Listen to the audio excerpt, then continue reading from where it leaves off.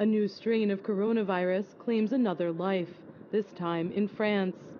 A 65-year-old man who had been traveling in Dubai has died from the illness, the French health ministry said.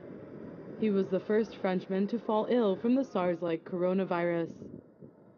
The World Health Organization says the virus, which causes coughing, fever, and pneumonia, can likely be passed between humans, but only after prolonged close contact.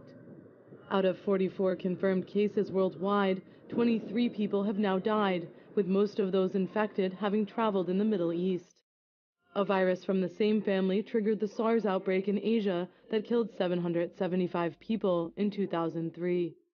We're quite concerned about this because, now it is the first clear-cut evidence to indicate that this infection, this virus could be transmitted within a hospital setting.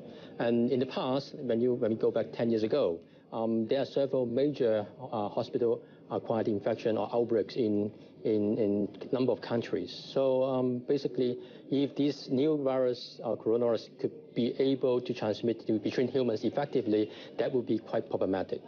So what sort of impact could this have? What changes are likely to be made as far as healthcare workers go working with those infected?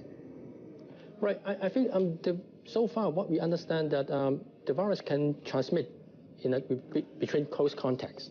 So now, once we found out that this could be able to transmit like this pathway, so we should try to have a more precaution or more stringent precautions to treat this patient, maybe putting the patient, say, for example, in an isolation ward, and then for doing any invasive procedures like intubations or bronchoscope, and the healthcare worker should try to equip a more stringent PPE, personal protective equipment, and then of course we should have a highly restricted access in this patient ward.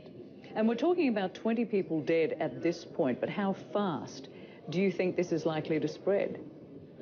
So far, the virus can only be able to transmit in they do not able to transmit to have a sustainable transmission between humans. So there's only limit to one person to another person. So right now I'm not too worried about that because if we can able to quarantine the patient effectively, and we should with proper protective equipment, we may not have a further spreading. So I think the key question at the moment is try to have a more sensitive diagnostic test to make sure that we can able to identify the patient as soon as possible. And what exactly is the difference between the SARS virus and the coronavirus?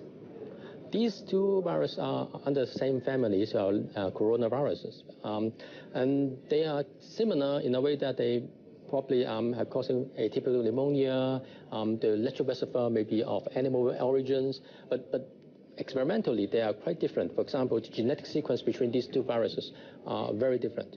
And then and also some additional experimental evidence to indicate that they are using different receptors to achieve the infections, and then the whole response after the infection are quite different.